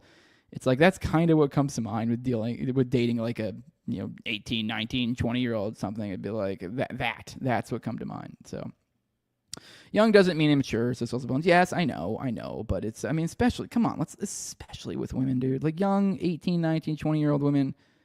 Come on, dude. I mean, maybe some dudes maybe, and even then not really. But for the most part, I mean, and even then, even with women, let's be real. I guess there are rare occasions, but they're frankly just fucking retarded. If you're a fucking 50, 40-something-year-old man, even me, 35, if I was interested in fucking, you know, 18, 19, 20-year-olds, especially if it was like a regular thing, it's just weird. So, I don't know if I know this, but all influencers are cult leaders. Yeah. So, the house that he purchased was the top of Laurel Canyon, and it was the Lookout Mountain Laboratory. There you go. Boom. So, yeah. He bought it off a general or army guy, says Clement. Please don't ever nickname us. I'm Big Jose. You guys are my little Jose's. Is that what we're doing now? All right, let's get into the next one. I think actually, was there something else? I think there's something else. No, next one. Let's get into the next one. I promise you guys, crazy Jew cult, and this is what we're getting into. I haven't looked into this at all. I thought this was some sort of weird, bizarre, over-the-top, like, anti-Semitic post at first. No. I guess. I still haven't read it entirely. I just kind of skimmed it. The impression I'm getting here, this is some sort of genuine reports. This is being reported by Haaretz. We're about to go through a Haaretz article. This is a Knesset hearing in Israel revealed testimonies from over a dozen women, 20 to 45, as young children who were sexually abused and forced to take part in satanic blood rituals at the hands of members of ultra-Orthodox Jewish communities. Let's read this one, because boy, oh boy, I'm like, this is what I'm like. I feel like I'm gonna get nuked for just literally reading an article that comes out of Israel that is reporting on on activities in Israel. I mean, I guess many such cases, though, right? So yeah, let's go through this together. Oh my God, I really do need to one of these days figure out tech shit and get rid of these stupid ads. But all right. Oh no, is this? You got to sign up for Haaretz? Fucking gay. All right, whatever. We'll go back. We'll just go back to the main post instead of trying to do it that way. We'll go. Oh, did I just exit? Of course, I just exited out of it. God damn it. Give me a second. I'll actually fix that. Let's read the rest of the post so I can at least give you a little more context. I'm sorry. I'll be a little more, be a little better, and at least maybe like try to at least double check these links. I need to be more diligent about double checking with the with them. So let me see if I can find it. I can't believe I accidentally just ditched that. That pisses me off. Bear with me for 1 second while I try to find it buried deep within my fucking... Okay, maybe we'll just have to move on for the Jews and go into the video. Because, I mean, but you guys get the idea, I guess, that that's a thing that's happening over there, over in old Israel. God, I can't believe I X'd out of that. What the fuck? All right. Well, maybe, actually, you know what? I bet we could probably just go play a video, and then I can go hunt for it. And that way I don't have to do this weird, awkward searching for shit with you guys here. All right, let's do that. Let's play one of these videos. I do have a few videos I want to play, and I'm really going to try to hunt down so we can at least cover the rest of this. So here is let's play a thing with JD Vance defending some genocides from the homie Jake Shields, which, by the way, I know I did talk a lot of shit this morning, but apparently Jake Shields, because I said Toad's not going there, and apparently, so my understanding is Toad's not going, and so Tower Gang's not happening. I mean, I don't know what's going on with Cole. I mean, but I think the point is that, like, Tower Gang's no longer performing because there is no Tower Gang. It is now down to, I mean, I don't know if Toad quit Tower Gang, but I mean, I don't know, but why you wouldn't? I mean, I don't know, whatever. I mean, that's his call, but I mean, that's so that's down to what? Top and Cole, if you even want to consider any actual Tower Gang members. I know Raven is kind of almost like a supplementary Tower Gang member, so it's like you can get up to 3. So I mean, whatever. But anyways, they're swapping out Jake. So Jake is, I guess, supposedly taking the place. So that's cool. I'm glad that's happening. I'm glad a lot of you guys aren't getting shafted, and you're still going to get an enjoyable experience, even without us going. So, hey, I'm glad that Jake stepped in with us stepping out. So, and I'm glad that, these guys are still coming together. I do, for all of the not that I actually expect anyone to actually watch this, but this, I guess, actually, I guess mostly for the purposes of my audience. But, I mean, apology to a lot of these guys, like between Jake Shields, Shane Cashman, Sam Tripoli. I don't really have an apology for Owen. I mean, frankly, I feel like he's kind of been pretty fucking wild here. So, but anyways, a lot of great people, a lot of people, you guys going, and there are people who are performing, and so they put their name on it, and I kind of, it's kind of in a certain sense, I guess the spot where I was wrong is, I guess, in the sense that I didn't see this a long time ago, I guess, is where I was wrong, because I did, I went all the way to Vegas to go to Jake Shields' show to promote this. We did 2 episodes, promoted it on both of them. I literally talked Jake Shields into coming. So Jake Shields is there as a result of me. He might bring Nate Diaz with him. So, yeah, I'm glad that they're pulling this together. I don't know. But I am sorry for those guys. And frankly, I'm sorry for how this will likely fall through. I will say, though, if anyone's trying to play this off, though, of like, woohoo, this stupid delusional thing you always hear of like, we got canceled, and look, everything's falling together perfectly. No, you didn't get canceled. I mean, I guess you did sort of from the venue, but not really. I mean, whatever, you found a new venue immediately. No one cares about that. So I don't know, whatever. Point being is I'm just sad to see how this all went, and I'm glad they're able to pull it together this year. I don't even see how this could ever go forward, in the idea of like that anyone would ever want to work with these people again. So, but let's go on. I think the tough thing, just as a regular person, right? It's like we're seeing all these videos of people like picking up pieces of their children, and like, of course, it's the sickest thing I think it's ever been televised. Basically, if you consider watching something on your phone being televised, sad, man. It feels like a massacre, and it feels like, I've called it a genocide. Other people have different thoughts about it, and that's fine, right? And I don't need anybody to share the same thoughts, or you two. But I think where it gets scary is that we give, we're complicit in it because we help fund like military stuff, and that's where, as like a regular guy, you're like, well, I'm paying these taxes and they're going towards this, like, but you can't do anything, like you can talk, but it's like, you can't. I don't understand how it becomes like tough for people. Like sometimes it feels like we look out for the interests of Israel before we look out for the interests of America. So let me say a couple things. So number one, like, I think you're a great dude, so we don't always have to agree on everything. Do I think do I think it's a genocide? No. And here's the reason why I don't think it's a genocide, because I don't think that the Israelis are purposely trying to go in and murder every Palestinian. I don't think that's what they're doing. I think they got hit hard, and I think they're trying to, like, sort of destroy this terrorist organization, and war is hell. And that is true. I also think it's true, man. I mean, I've seen people on my side of the political aisle. I'm a Republican, you know that, but your audience may not, who like will see these videos of these innocent Palestinian kids and say, oh, well, they had it coming to them. No. Like if you have a soul, your heart should break when you see a little kid who's suffering, which is why we have the policy that we have, which is we're trying to eliminate the conflict, eliminate the source of the conflict, so that we can actually bring some peace and some humanitarian assistance into people. And that's my basic view. And the president's interesting. He's a pro-Israel guy. Yeah. And he also recognizes. So yeah, I mean, he just kind of, it's just kind of white Obama. I would say he did play that well. But yeah, I mean, ultimately still caping for genocide. So as Jake pointed out correctly here, guys, I found it. So I'm glad I had that video on. Probably should have stuck around for some more commentary, but whatever. Here we go. Here's the, I felt weird leaving us hanging here, and I couldn't find it, but I found it again. So not that there's too much to add to it, but it says the horrific abuse spanning decades include rape, torture, starvation, animal sacrifices of cats and dogs, and forced drinking of menstrual blood. Survivors describe being drugged, mutilated, and forced to take part in blood rituals and mock biblical ceremonies like the binding of Isaac, frequently carried out by rabbis and religious elders. I mean, would that be mock, though? I don't know. Despite numerous complaints, most cases were ignored or covered up by authorities. We aren't able to read the Haaretz one, but I guess we can ask Grok here. Someone says, how accurate is this article? It says this article is based on a real Knesset hearing on June 6, 2025, where survivors testified about childhood sexual abuse in ultra-Orthodox communities, including rape and rituals involving menstrual blood and animal slaughter. However, the term satanic blood rituals seems sensationalized. Okay. As reports use sadistic or spiritual instead. Police are investigating, but no immediate follow-up is confirmed. It's historic cases. Guys, it's not satanic. It's just sadistic.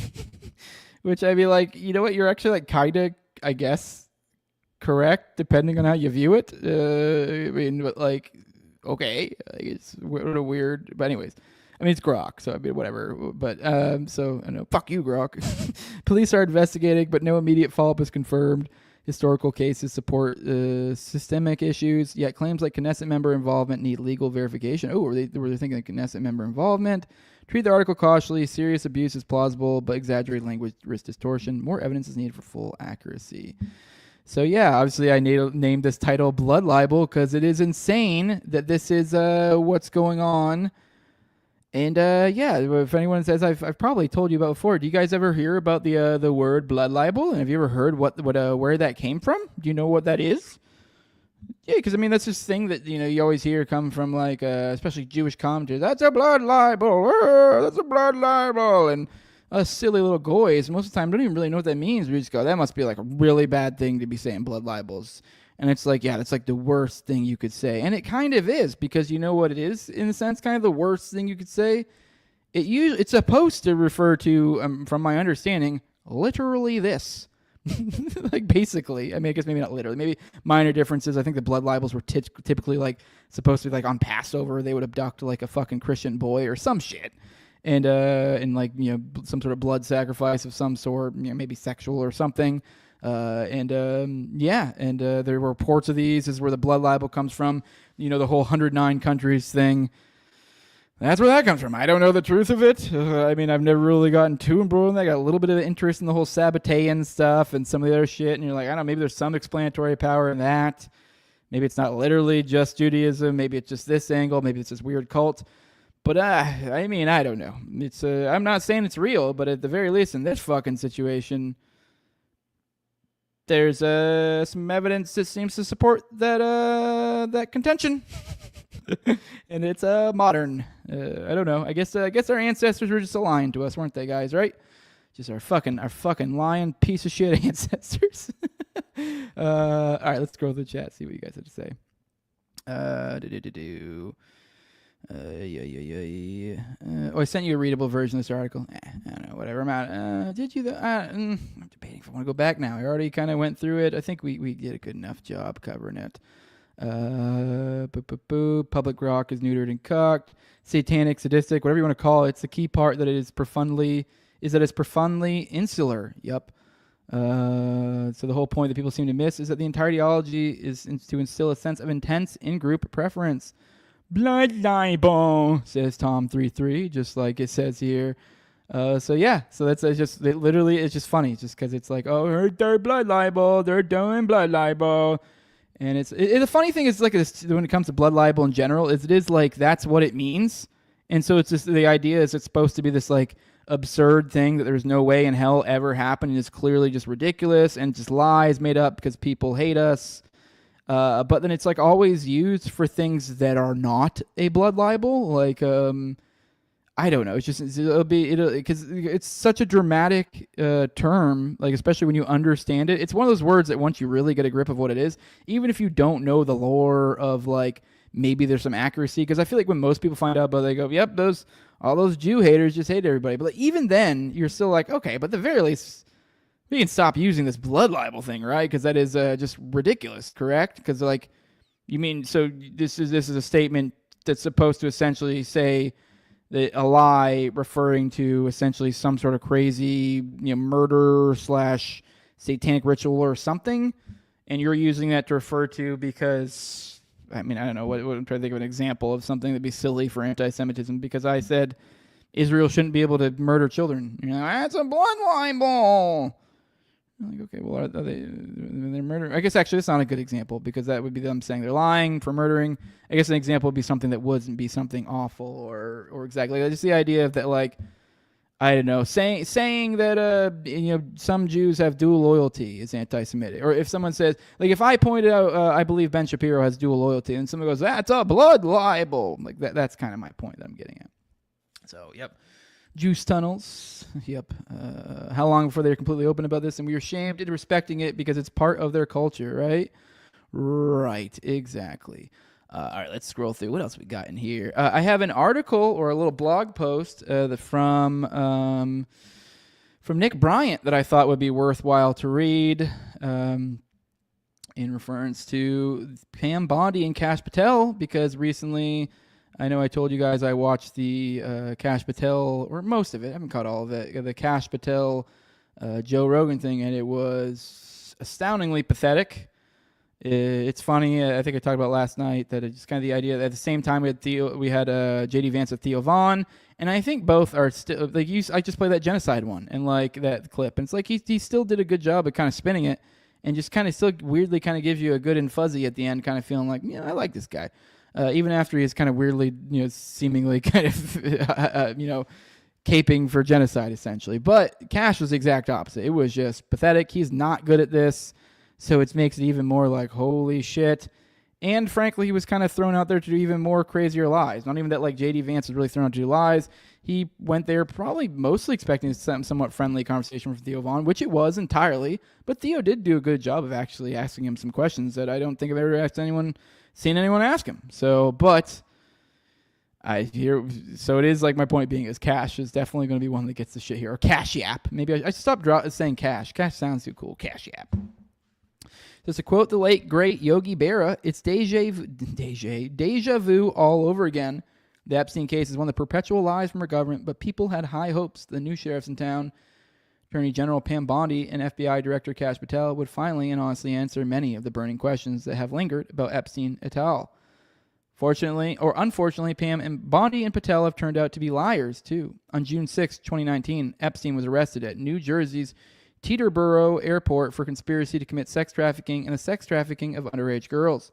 The FBI wasted little time in opening his New York mansion, extremely large safe, which had the dimensions of a closet. Which that's fucking huge for a safe. I have a safe that's like, big enough to be annoying to carry, but you can still kind of move around. According to July 8, 2019, federal authorities, New York Times article, federal authorities seized hundreds, possibly thousands of sexually suggestive photographs of girls who appear underage, as well as hand-labeled compact discs with titles like Girls Pick Nude and with names redacted young name/name. Which that is one thing. He did do this thing, Kash, where he kind of goes like, it seemed like Rogan was trying to push him and kind of being like, well, this was said and that was out there. And he did this thing like, well, I don't know who said what at what time and that. You're kind of like, essentially almost this like hand wavy, well, just don't even worry about anything anyone before this administration is saying anything, which there's some level of like, okay, this isn't your administration, it's like you're coming in, but it's like, if we're just hand waving that around and the implication is here, and we know, like me and you guys, like as we're going through right now, all the crazy things that were reported out there and were said, it's like, I don't know, maybe I don't know what names are out there. Maybe these are these stories with sources say, but if there are any actual FBI agents and stuff on the record, man, oh man, they should get some shit for that. Because it's like, yeah, the point being is like, if you're saying that, oh, I don't know who said what at what time, and there are probably tens or probably dozens of different statements, I would assume, that contradict things he said in the course of that Rogan thing, that were contradicted and said by individual FBI agents, and there probably are bunches of them that they could be going after. And if you're telling us that incorrect info about I don't know, this child trafficker who was homies with a former president, then like I don't know, I need a little more. I need a little. I don't know. It's just you're gonna have to, I don't know, something like, we have this FBI agent that lied and said this, and they've been fired, or they're facing criminal charges for lying to the public, or as a federal agent, or what. Just, they should be nailing people to the fucking wall if the way he just hand waved yada yada, they said some shit, blah blah blah blah, oh that's wild type stuff. Then like, yeah, there should be this should be like fucking King's Landing when fucking what is it, when the God, what was it, when King Baratheon died, and fucking just like they just killed a shitload of people and are just like, yep, we're fucking in charge now. Like, just in case you thought there was any concerns, like that should be what it is. And I don't think I've really seen, I think, what did we get, like some guy who resigned, in the implication being like it was kind of almost resigned sort of under pressure, kind of, so like I resigned, so like a resignation, kind of like a, as a with shame type deal. So we got a guy that maybe resigned with like some level of shame that will go to a job that doesn't fucking care. That's what we got. We got like one guy. So fuck off. But anyways, going on. Moreover, Business Insider reported an FBI agent later divulged that, judging by the titles on the discs, Epstein was a purveyor of child abuse material. The latter disc, named by the New York Times, is perhaps an indication of blackmail. Moreover, Business Insider reported that an FBI agent later divulged that hard drives were also taken from the safe. Fast forward to February 21st of 2025, Attorney General Pam Bondi announced that the Epstein client list was sitting on my desk for review. February 26th, she proclaimed on national television that the Epstein files will be released the following day. What you're going to see tomorrow is a lot of flight logs, a lot of names, a lot of information. But when the highly anticipated tranche of documents was released, her words had been much ado about nothing. She served us a nothing sandwich. When the documents provided no new revelations, Bondi then declared that she had been bamboozled by the FBI's New York field office. Regardless of how we slice Bondi's actions, she has to shoulder blame for the fiasco because either she lied on national television or she didn't diligently review the documents or on her desk. I'm a charitable person, and I initially ascribed her doublespeak to incompetence instead of mendacity.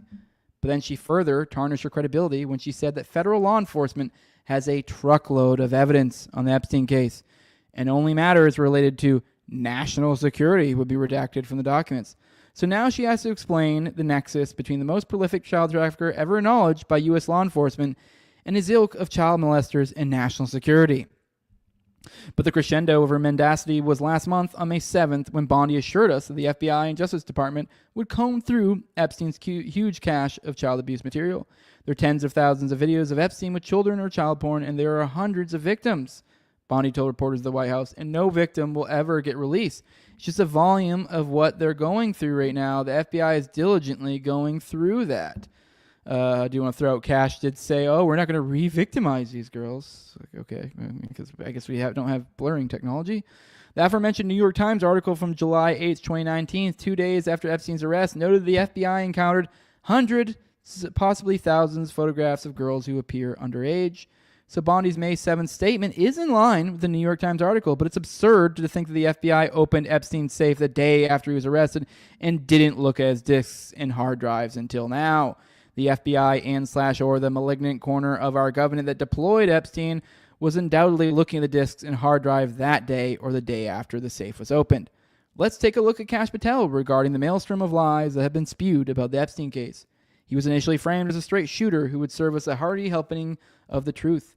But Patel and the truth seemed to have a quickie Tijuana divorce. Patel initially hawked Bondi's lies about the FBI recently scouring the footage seized from Epstein. I'm not going to withhold information from the American public ever, Patel said when asked about the Epstein files. It's literally, what do you mean you're going to withhold it? You have been withholding information. Okay. So in the Epstein matter and any other matters, we are diligently working on that, and it takes time to go through years of investigations, years of political maneuvering, and years of cover-up to get the American people what they deserve, and that's what I'm going to give them on everything. Again, to think the FBI didn't scour all the footage seized from Epstein's safe the day after his arrest is ludicrous. But now Patel appears to have taken quite the U-turn. On an episode of the Joe Rogan Experience taped last week on the June 5th, he seemed to disavow the existence of the tapes. But the problem is there's been like 15 years of people coming in and creating fictions about this that doesn't exist, Patel said. So that's what I was referring to earlier. So Bondi says there are tens of thousands of videos of Epstein with children or child porn, and there are hundreds of victims. But Patel has apparently demoted the tapes to fictions. Although, to be fair, I guess the way I interpret that, the fictions, was what I was kind of alluding to earlier, as the idea of kind of was getting at the letter of this report, that report, kind of almost like it's kind of like the video stuff. The idea of it like, oh, there was this one FBI agent who said that, and just kind of like almost hand waving. That's how I interpret that. So maybe he's correct. The idea that like calling those as fictions, although he kind of did that earlier when he goes into like, oh, what you don't want there is there. So he kind of said that two different ways, possibly. So let's touch on the FBI's number 2, Dan Bongino, who had been skeptical of the Epstein suicide cover story. However, both Patel and Bongino are now absolutely certain that Epstein committed suicide. In fact, Bongino says he has a tape of Epstein committing suicide. Bureau of Prisons under the prior Trump administration declared that the cameras at the Metropolitan Correction Center were not operational the night Epstein killed himself, and years later, Bongino magically acquired a tape of Epstein killing himself. Which, by the way, have we even gotten that yet? So, like, I haven't heard anything about it. So, I feel like it's been long enough. Because, I feel like there's been also, like, probably 3 or more other things just like this, where I believe Kash or Dan have said, oh, yeah, and we're going to get that to you. And I think what they literally mean is to Congress. And then it's, like, almost like, okay, now it's up to Congress to release it to us. So, it's just this stupid fucking runaround we get. Because Epstein died during the previous Trump administration, both the Trump administration and the Bureau of Prisons took major heat for the anomalies at Metropolitan's Correction Center on the night of Epstein's death, including the cameras being inoperative. If the Bureau of Prisons had footage of Epstein killing himself, it would have been released by now to quell the millions of Americans who are incredulous of the Epstein suicide story. The lies of our new sheriffs in town have the disingenuous echoes that one would expect from a pathological liar or a crack addict. All right. And then let's play this real quick. About, I think, money, just like I think the Epstein case is more about the international banking cartel. It is that. I think that's why they don't release the Epstein list, is because all the bankers are on it.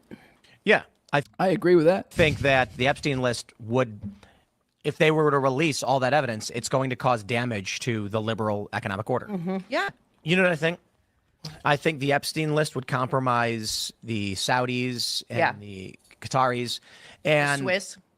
Yeah, but I think largely the Middle East. I certainly think there's going to be a lot of people from Europe on it as well. But my point is, you get in, no matter who you are, and you go into the skiff or whatever, and they say, okay, you want to look at the Epstein stuff? Look. And then you're like, hey, wait a minute, that's a Saudi prince right there. And they're like, that's right. And if we release this, that's going to shatter the petrodollar. They're going to dump oil, align with Russia, and the U.S. economy crumbles. Do you still want to release this? And you're like, holy crap.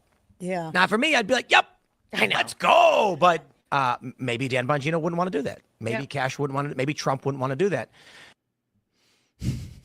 I think the Epstein list would compromise the Saudis and Qataris, which, all right, you guys get the joke here. And I don't know, it's just one of those things. This is why I've kind of, as of late, been like, yeah, fuck this guy. I don't know, just gay, just really gay. I mean, you know what? Like, okay, to be fair, and the funny thing is, like, I see what this game is too, because, like, I don't even know if he planned this, but regardless of whether he planned this or not, the way this works is, like, I don't even know if he's even respond to it. I don't know. Don't fucking care.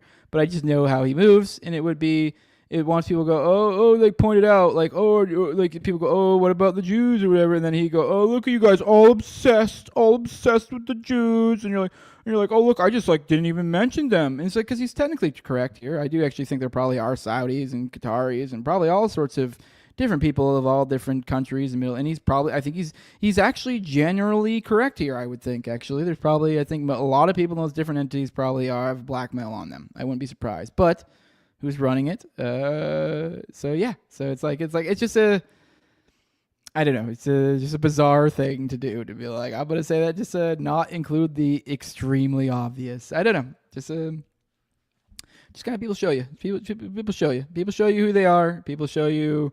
And like I said, this is a silly little game, because then when people call them out, I'm like, oh, you're being a coward, and you just won't say it. And then you go, oh, look at you, look how obsessed you are. Because it's like, I didn't tell any lies. And because it's like, well, I'm correct. He's like the actually guy. Well, actually. Like, okay, cool. Oh, yeah, all right, correct. You're right. Good for you, pal. All right, I'm trying to debate whether I want to do... Let's play, here's something from Rage Child. We're going to play this next. I haven't watched this. I have no idea what this is. And then we'll go through that. But let's roll through the chat real quick and then see what you guys have to say. Is it blood liable to say rabbis suck baby dicks? I think that's just describing the truth. Never trust a money manager that fiends to get on Tim Pool's net. Okay, looking forward to there's no tower gang tonight, David Eric Networks. And I don't know why you'd say don't trust. I don't know what the point of that is. So whatever. Clint's never done me wrong. So like, I know I get people don't like, as I said earlier, I know a lot of people don't like him and I get it. I mean, to some extent, I get he's like the most normie pilled. He goes on Tim Pool and stuff, and it's like his message is more tailored for the general public than mine, and it's like he's been extremely successful. But frankly, I don't know. I find it gay, the hate, to be honest. It's just like, I don't know, and just what we're just gonna all shit on him just because he's successful. I mean, I don't know. Okay, just gay. And he's never done me wrong. He's never done me wrong. He's been nothing but professional. I mean, I really can't even... I'm trying to recall, like, ever feeling slighted by him. Maybe I have. I mean, I've been with... obviously, all of these guys are probably felt slighted by at some point because they're friends. I mean, never anything like this, obviously. But frankly, he's been generally pretty honorable in my interactions. So I have nothing bad to say about Clint. So I don't know. I mean, I'm not gonna say you're engaged in this character assassination that many people are, because I just don't get it. It's just frankly just dishonorable. So, anyone who thought they were gonna release any meaningful Epstein files is retarded. Yeah, I agree. So, thought at most they'd release one flight log with the name of a few Democrats, maybe Republicans don't like, and call it name, but it's even more retarded that. Yeah, I'm exactly with you. I'm like, I thought this was gonna be. I thought we get something. I mean, I thought it was going to be like a something that's a nothing, but we got a nothing that's a double nothing. If anything, like a nothing that, like, I'm going to fuck with you and make you think it's a something, and it's ridiculous. Largely the Middle East, pressing X on Tim Fool. So, I don't know. All right, let's watch this video. This is from Rage Child. Thanks for sharing this. Let's go ahead and watch this. I said, I don't know what the hell they're talking about here, but this is Gene Roddenberry, creator of Star Trek, and he said, what? Holy shit, dude. Let's go and play it. Would you tell us a little bit about your family? I've been very fortunate in family. I've had 2 marriages, both happy. In my first marriage, I had 2 lovely daughters. And I had the joy in that marriage of girls. And girls are such delicious, sweet-smelling, wonderful things. I can still... What the fuck? Okay, that's what we're doing here? All right, that's weird. Let's go on. remember when they would be so clean and their hair done, their starched dresses, and how when they would bend over, the dresses would come up, and you'd see the panties, and they just, little girls are just totally beautiful things, and I was happy. I was lucky with my girls in that they never had the problems that sometimes some people seem to have with girls. Not that my daughters didn't have their own problems of dating and so on, but it was never a problem for their parents.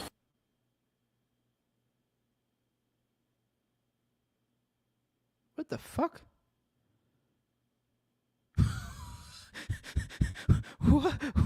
what the fuck?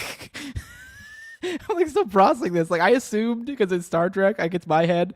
I did the way he had kind of this weird delivery. Like my head immediately went to, and like Star Trek is very futuristic.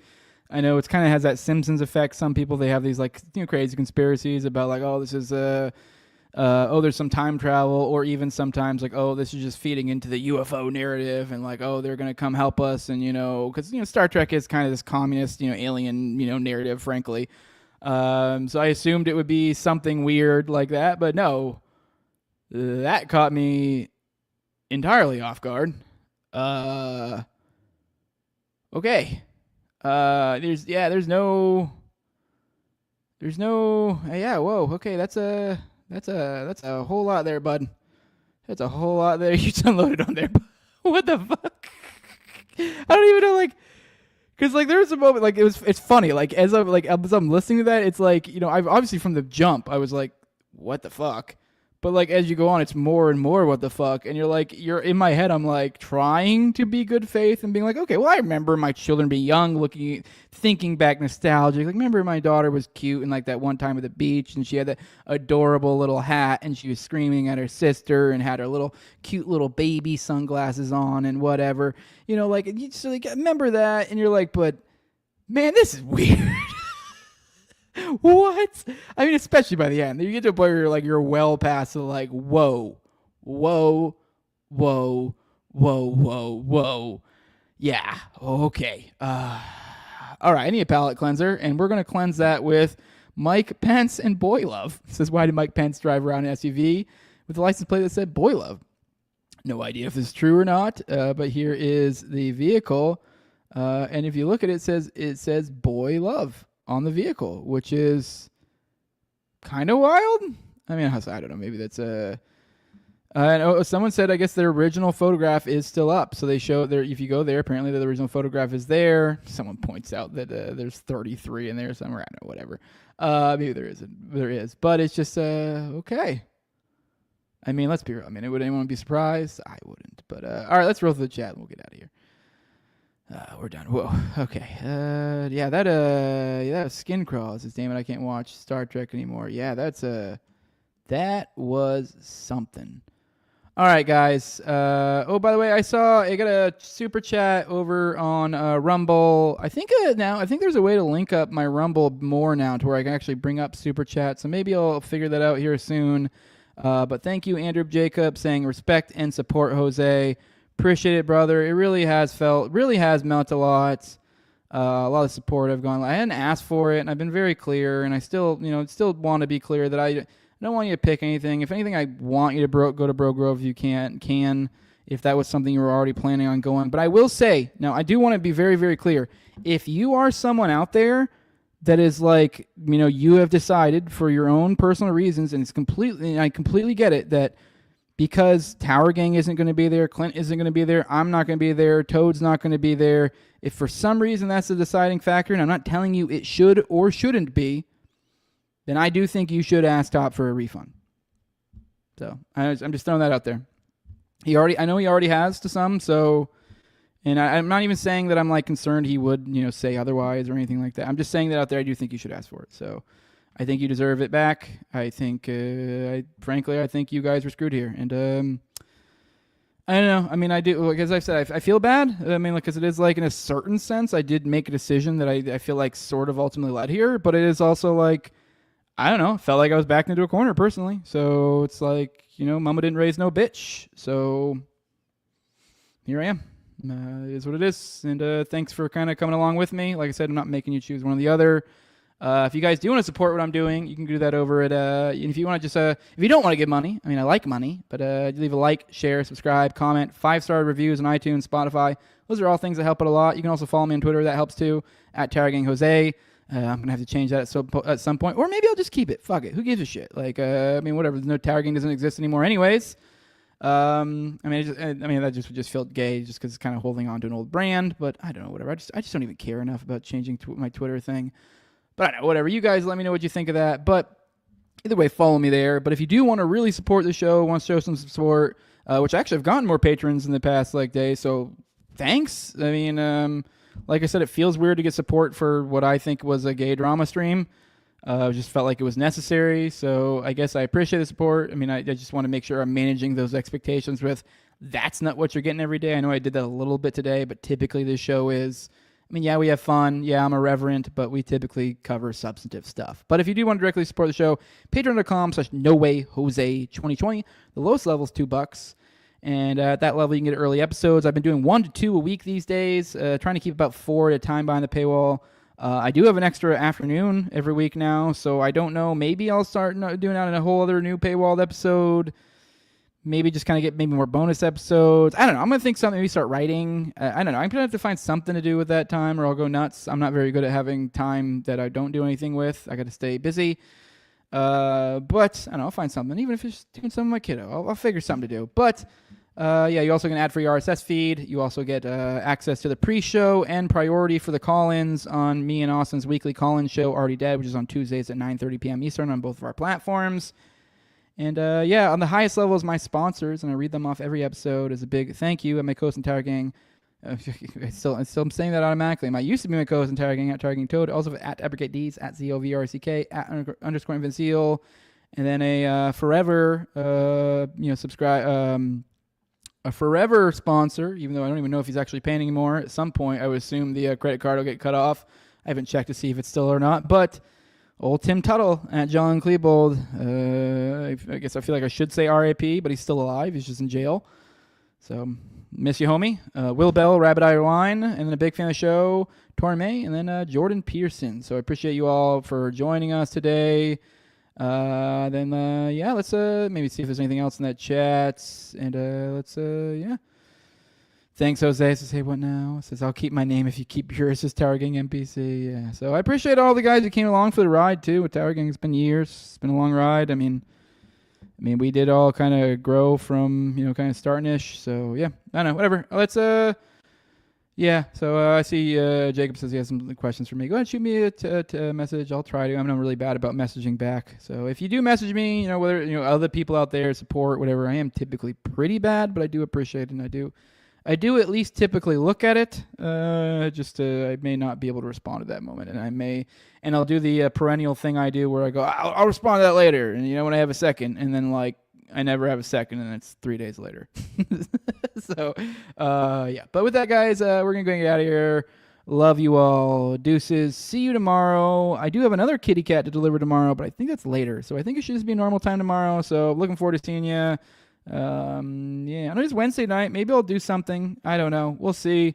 Maybe just take a day to take a breather. I could probably use it too. So with that, guys, we're out of here. Love y'all. Deuces.